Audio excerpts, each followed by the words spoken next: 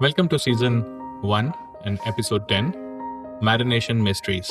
Why does time is not equal to good flavor, which means longer the time, the better the flavor.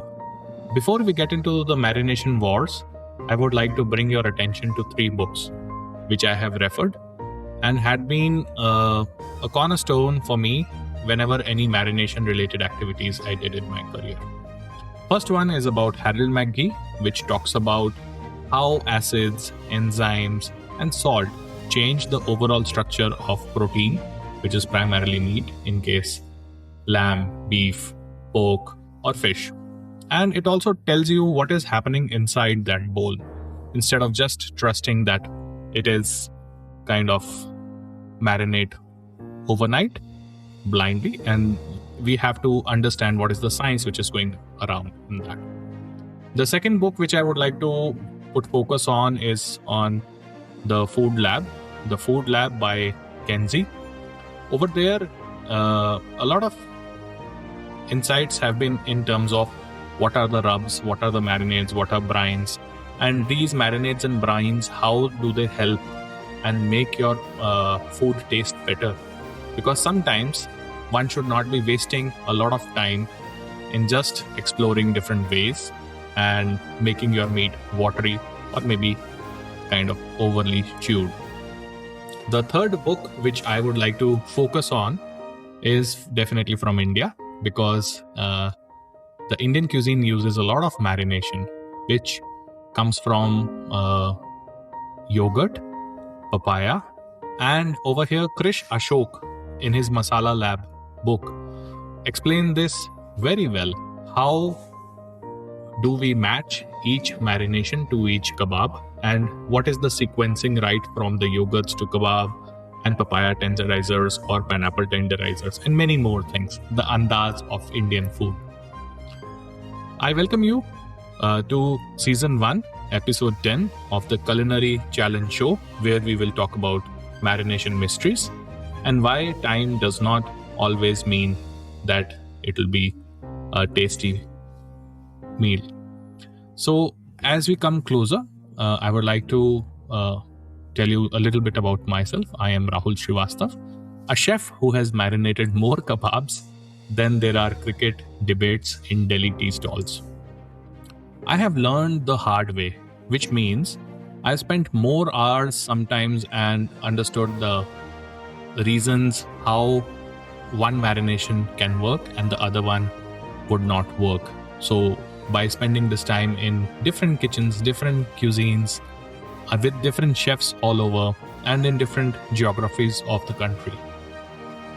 Next, I would like to make you picture in your mind that suppose you marinate one batch of chicken overnight, and then you also marinate another batch of chicken, which is just maybe 25 minutes before the guest is coming.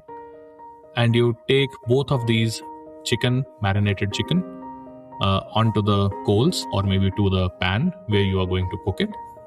And suddenly you see that as guests are eating that, they would find one type of marinated chicken taste much better as compared to the other. Whereas it was all the same spices, all the same yogurt, and the same grill, in fact, maybe same temperature. But what made one batch taste amazing, but whereas the other batch was not amazing? Let's deep dive into all the reasons for these kinds of the scientific understanding of marination through the culinary lens. So sometimes what happens is when you marinate meats for a very long time, they ooze out a lot of moisture, and then they turn out to be a little tough, rubbery, and chewy. But whereas if you give it for the right time and the right temperature with right acids and everything, the dish would turn out to be really amazing. So marination is a mystery between two spaces, right from the raw till it becomes cooked. The intermediary space is called marination. Quite wait over here, because home cooks believe the magic is happening, but whereas sometimes you are right and sometimes you are not right. So today we will decode all of that and what really happens in terms of acid, enzyme, salt, fat, sugar when they meet protein. When they're meeting protein, and that's why this time is very important, because it can make or break your dish. So like segment 1, we will talk about what marination really does. So marination is not magic. It is purely a chemistry inside your culinary lab or your home or in your professional kitchen. So this disguised chemistry lesson which is happening in your marination bowl is primarily when you mix your protein with some acid, some enzyme, salt, fat, and maybe a little bit of sugar in some cases, because these all, when they come together on the surface of the meat, they provide some kind of flavor, and this flavor molecules start moving inwards from the surface of the meat. How does that happen? So let's talk about acids first. I will say something like lime, vinegar, tamarind, they all loosen the surface proteins so that it is soft and some of the moisture can start getting inside. Your enzymes, which is the second part, in yogurt or maybe papaya or pineapple, gently snip. It's the action of a scissor. So they snip the tough fiber of meats, especially in red meats. It's very much recommended. Third thing which comes as an important part is salt, which initially is pulling out a lot of moisture, but later on, in the outer area where this flavorful marinade is sitting, it starts taking it inside to the area where the initial moisture was. So that ways your meat starts tasting much better. It starts taking up the marination better. So that is the effect of salt. Next is fats. Fats are very important in marination. The reason for that is because you can see people use mustard oil, some people use coconut milk. They all put this into their marination bowls to create aromatic compounds and coat the surface for richness, for a better browning effect. You would see many people use sugars. Might not be here in India to a much extent, but yes, if you see European cooking, many people use brown sugar, jaggery, honey, and many fruit juices. What do all these do? Because all these have sugars, and sugars, when they hit heat on the pan or the grill, they turn caramelized. And when caramelization happens in presence of meat and existence of some acid, sugars, and salt, it gives you a taste beyond imaginable. So those are few points which we can talk about acid, sugar, salt, enzymes. There are some rules which one should understand when we are talking about these important heroes of marination. So let's put some practical numbers around it so that it's an easy reference for everyone. So let's talk about acids first. Acids are sharp but little risky. One needs to be very mindful how they are using these acids. They have to be used in moderation, because overuse of acid can make your meat go tough. So if we talk about chicken pieces, we usually do it for timing between 30 minutes to 90 minutes in a very balanced way. And the marinade should not be super sour, which means it should be balanced and can take care of these chicken pieces. Next comes our delicate fish. So as we all know that fish is a more tender meat as compared to chicken. It takes just 10 to 20 minutes.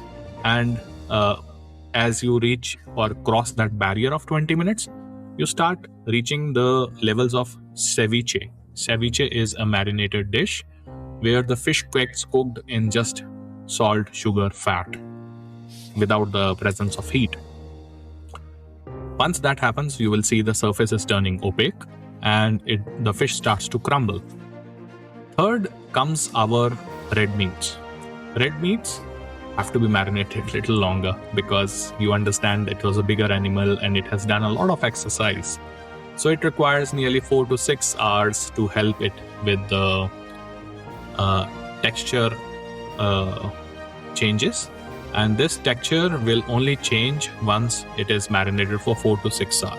That's how the flavor development happens. But if you keep it for too long in the presence of these acids, what happens is that all the salt, all the acids will start squeezing out the water out of the muscle. And eventually you'll start getting a chalky meat, which would lead to a tough and a rubbery bite of the meat. Next is about enzymes. Enzymes are very gentle but very powerful. So what are these enzymes? These are your generally yogurt, which is very enzymatic in its action in presence of marination for chicken, meat, and especially when it is chilled. The next thing is about papaya and pineapple. So papaya and pineapple also creates a similar impact in a very short duration. So it can take very tough cuts to very tender ones. And if it is overdone, then it might also turn mushy. So be a little careful when you use green papaya paste or pineapple paste while marinating the meats, because it can also give you a pre-chewed kebab kind of a texture. And this is something which happens mostly with enzymatic overkill in our culinary scenarios. Other than that, there are a few more parts. We spoke about salt. So let us understand what salt does. Salt, when you apply on your marinade, maybe it is coming from the seasoning or you dry or you're inserting the salt on its own. Salt primarily creates osmosis. When osmosis is happening, the moisture is moving from the denser location to a less denser location, which means if the meat was having a lot of moisture, it will start moving out that plain moisture and it will bring it out towards the dry rub or marinade. And once this rub and marinade is there, it will start in some time moving inside the first layer or the second layer of the meat. That is how the flavor transfer happens. So for small meats, again a marinade of 30 to 60 minutes is enough to start the seasoning to bring it just under the surface of the meat. Whereas for the big roasts, a proper brine would be required. So this is a new word. I would bring your attention to brine. So brine is primarily a liquid which contains some salts, which primarily help the bigger cuts or bigger birds as well to soak up the marinade or the flavor. With this, the seasoning even travels deeper because brine has an action where it can travel to different parts of the meat rather than just one surface. So if you are using salt on thin fillets and prawns, I would recommend that you use it to the bare minimum. The reason being, things like prawn and other seafood become quite firmer and they also start becoming kind of dry when you overuse your salt. Well, a lot of science now. Let's move to a little bit of regional marination stories, which will bring up some storytelling out of my experience. So over my experience across India, I have understood that you can primarily divide your marination stories around 3 or maybe 4 regions, but you can definitely go in more details about that. So first one, I would like to put focus on North Indian yogurt depth. How yogurt helps the North Indian kebabs and dishes is when that chicken which is lying next to the tandoor with red color marinade, you see that it has been marinated with yogurt, ginger garlic, garam masala, chili, haldi or turmeric, and maybe a little bit of mustard oil or ghee. All of this, when it marinates, it gives you fantastic dishes. So what are these dishes? Maybe chicken tikka, malai tikka, roti kebab, and paneer tikka. So these are the proteins which gets brighten up because of this yogurt depth So that is something which I wanted to bring across to you, because yogurt is gentle, slight acidic, little enzymatic, and also tenderizes the meat or the protein where it has been finally applied. Next, this also gets highlighted with the addition of what kind of fat is being used in that region. For example, ghee is used in North India. So you see overall taste and flavor getting highlighted over there. And I have also seen my Indian chefs using chaat masala. They call it jhol, and they just toss their chicken tikkas into it, and that's how it gets the nice taste flavor overall. From North India, let's come to South India. In southern states, you will see a coastal brightness.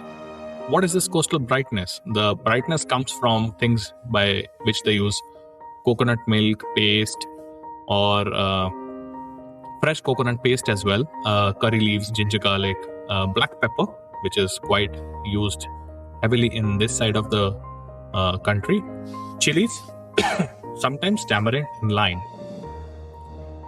Very bright dishes which come out of this marination are fish fries, mean pollicettu, and the coastal grills. So when I talk about all these seafood dishes, these require very less marination, and these coconut fat just kind of hugs the fish in a very loving manner and creates the explode of flavor with the use of chili and curry leaves on a hot tawa.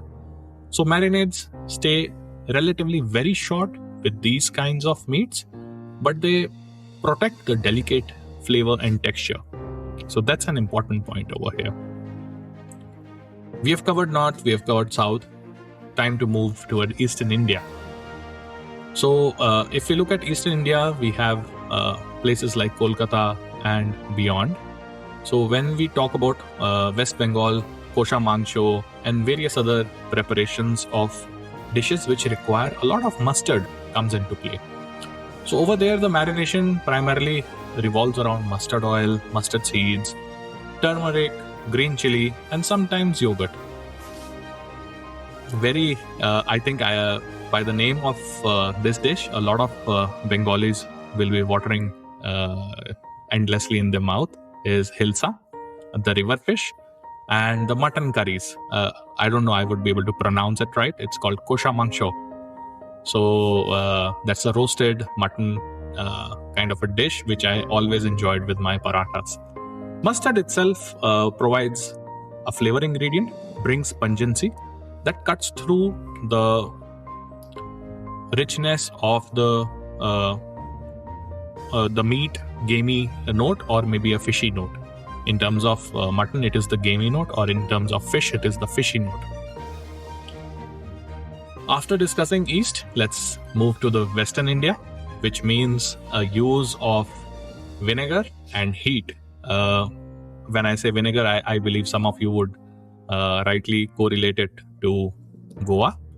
When you get into the Goan cuisine or Maharashtrian cuisine, you see a lot of use of vinegar, red chili, garlic, and sometimes jaggery. These dishes, something like Goan vindalu, sorpatel, and coastal pork, and many seafood gravies become a part of these kinds of marination. That provides overall depth to these dishes by providing deep preservation.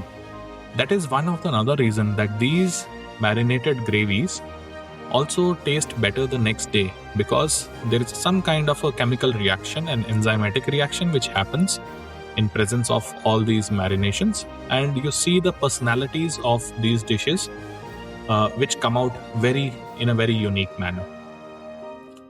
A little bit about using each other's security codes or passwords is something like a North Indian chef being using a little bit of coconut milk in his kebab marination to provide that wetness in his kebab, and whereas down south people use a little bit of mustard oil to give that extra punch to their dishes. So there is always a osmosis of culinary skills which also happen. Now let's get into a little bit about the myths and hacks about and of course chef's tips, which we talk about. First one is about overnight. Overnight is always better. I've heard this many times, that you should marinate meats, marinating them overnight is the best thing. But after a point, in reality, that barely increases the moisture loss out of the meat. And the outermost surface is getting attacked back and forth. For which many kebabs, just 1 or 3 hours is plenty enough to marinate them, not beyond that. Another myth which comes across very strongly is, add more acid, it will become more tender. No, that is not the right way of doing it. Because in reality, strong lime, vinegar for long durations can create a very dry and a stringy meat. Think of acid as a key. It should just open the doors rather than break them apart. So that's the effect of these tenderizers. Another myth which you would have heard would be also in terms of marinating meats and just dump everything and wait. That's not the right way of marinating meats, because if you dump everything without any sequence, you are just kind of killing the overall process.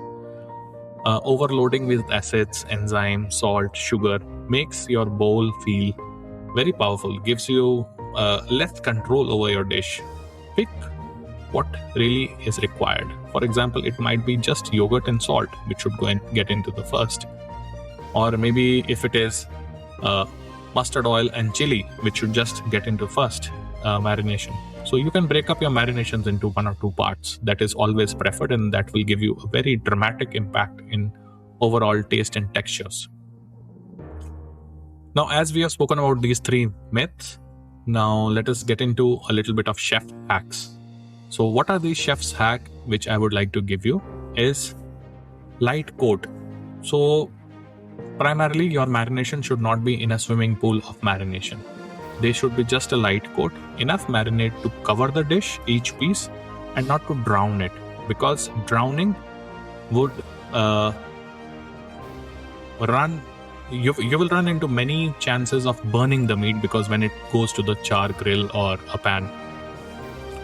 Whenever you're moving your marinated meats to the grilling part of it, wipe off the excess as far as possible, because you do not want that extra water which is dripping out of the coal to create that chalky or the charcoal feel onto your meats. Another important point is scoring the meats. When I say score, it is not the cricket score or the football score. It is using small gashes on the skin of the meat. Primarily, it increases the surface area, and with the increased surface area, you are able to create a better structure in the meat in order to execute in a much tasty and flavorful manner. The heat can travel much better. Another important point is about using the vacuum bags. These are quite relatively new, but at the same point of time, they save a lot of marination time. Sometimes just from 30 minutes in the marination bag would be equal to 2 hours of marination sitting inside a big bowl. So these are few of the important points. Another important point is use of fresh herbs. Many people use fresh coriander, fresh mint. Sometimes in different cuisines, it's like rosemary or basil, chervil, oregano. All these herbs are being used. So these herbs primarily should be used towards the end of marination. The reason being, the fresher the herb towards the end, it should get in. So that's a basic rule of thumb for using herbs in your marination. Finally, smart marination means that you plan both the stages, the quiet bowl and the loud pan. When I say the quiet bowl, which means a marination which is sitting quietly and marinating your meat, and the loud pan is the hiss and the hustle which happens when the meat hits the heat. So over here, I will talk about a little bit in terms of the cultural heartbeat. In Punjab, steel trays of yogurt are coated with chicken, which sit right next to the glowing tandoor. Chaat masala is finished with the spell on the skewers, and that's how the overall smoke you get when it hits the embers in the tandoor. Similarly, in different region, you will see another story emerging. In Kerala, where the fish is being rubbed with chili, turmeric, and sometimes coconut, just long enough to drink in that coastal brightness before it hits the screaming hot tawa. So that's another way of doing the marination, where it briefly touches the protein or the meat. And last but not the least is our Hyderabad, where biryani meats lies under the fried onion, saffron, yogurt and lime. When it meets the rich rice which is under the dum, and every grain starts to tell the story of that marination in which the meat was sitting all this while. So this way, we talk about the different parts of marination, the first marination, second marination, and how marination moves away from different areas, which is right in the silent bowl to a loud pan. And of course, there are these chefs which I would like to mention, which also includes me when I was in hostel. We just quickly marinate some meats, and these marinated meats in yogurt were put for 15 minutes, and then they will straight away be rushed into coals. And that's how we used to rush the cooking. But over the time, with the knowledge of right application, right people, and right attitude towards cooking will make you understand all this. Once my mentor told me one of the great things which I still remember, that best marinade is trust. Trust the ingredient, trust the right amount of time, and trust the flame to finish what the bowl started.